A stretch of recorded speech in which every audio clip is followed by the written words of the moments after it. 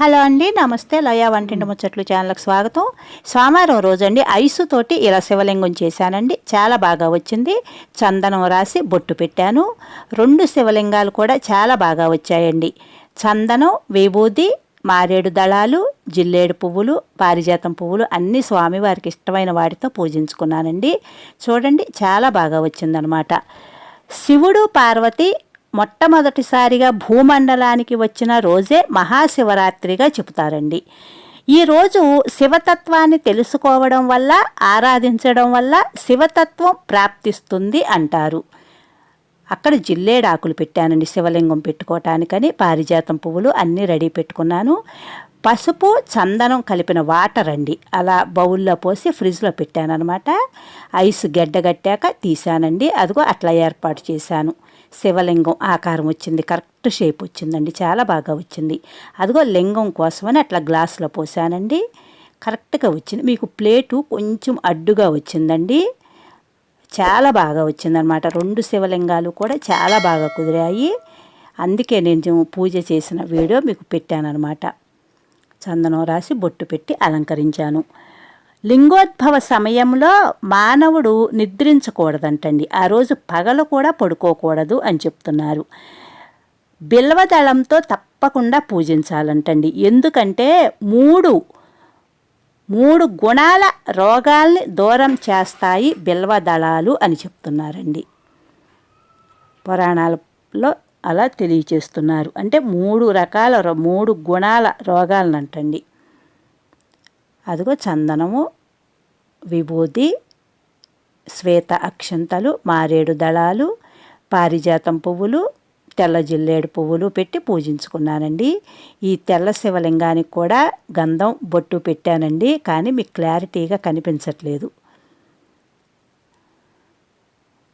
అలా అలంకరించుకున్నాను. శివ పూజ అండి ఉదయాన్నే చేసుకుంటే శివరాత్రి రోజు చాలా మంచిదండి. మనం శివ పూజ చేసుకునేటప్పుడండి ఆ శివయ్యని అంటే ఓం నమ శివాయ, ఓం నమ శివాయ అని స్మరించుకుంటూ చేసుకోవాలండి. శివరాత్రి రోజు పక్వాలు అంటే వండినవి పరమాన్నం, దద్దోజనం, పులిహార అంటే స్వామివారికి చాలా ఇష్టం అంటండి. అదిగో మారేడు దళం మాత్రం తప్పకుండా పెట్టాలండి. ఆ రోజు మారేడు దళం మీద కనుక దీపం పెట్టుకుంటే శివరాత్రి రోజు చాలా మంచిదండి. అదిగో వాటర్లో కూడా, జలంలో కూడా ఒక మారేడు దళం వేసుకున్నాను. ఎందుకంటే ముందుగా స్వామివారిని ఆ వాటర్ పెట్టి అభిషేకం లాగా చేశానన్నమాట. అదిగోండి శ్వేత అక్షంతలు. వండిన వాటిల్లో పరమాన్నం, దద్దోజనం, పులిహారండి. అపక్వాలు అంటే వండనివి అంటే కొబ్బరికాయ, ఎండు ఖర్జూర, ఎండు ద్రాక్ష. ఈ నైవేద్యాలు తప్పకుండా పెట్టుకోవాలంటండి. అప్పుడే మనకి మంచి ఫలితం ఉంటుంది అని. శివరాత్రి రోజు మారేడు ఆకుపైన కుదిరితే మాత్రం దీపం పెట్టుకోవడం మర్చిపోవద్దండి. అదిగో జిల్లేడు పువ్వులు, పారిజాతం పువ్వులు పెట్టి పూజించుకున్నాను. ఆ రోజంతా కూడానండి శ్రీం శివాయ నమః అనే మంత్రాన్ని జపించుకోవాలి. శివరాత్రి రోజు ముందుగా నందీశ్వరుణ్ణి దర్శించి మన కోరిక నందీశ్వరుడి చెవిలో చెప్పుకోవాలంటండి. అప్పుడు ఆ కోరికని మనం నందీశ్వరుని దర్శించుకుని శివయ్య దగ్గరికి వెళ్ళే లోపు నందీశ్వరుడు శివయ్యకి ఆ కోరిక తెలియచేస్తారు అని చెప్తారండి.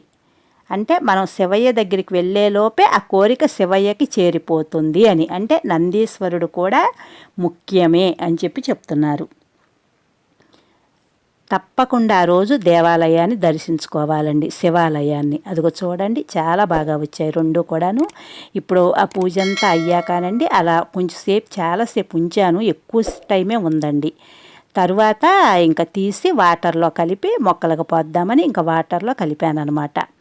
మీరు నా ఛానల్ చూసి సబ్స్క్రైబ్ చేసుకుని సపోర్ట్ చేయండి. లైక్ చేయటం మర్చిపోకండి, తప్పకుండా లైక్ చేయండి. నేను చాలా మంచి వీడియోలు పెట్టానండి. మా దేవాలయంలో అంటే మా శివాలయంలో సారె పట్టుకు వెళ్ళటము అవన్నీ కూడా మంచి వీడియోలు పెట్టానండి. అన్నపూర్ణాదేవికి సారె పట్టుకు వెళ్ళటం, మూసి వాయనాలు అలాంటివి చాలా మంచి వీడియోస్ ఉన్నాయి. తప్పకుండా చూడండి, చూడని వారు ఎవరన్నా ఉంటే. అలా వాటర్లో కలిపండి మొక్కలకు పోసాను. Thank you.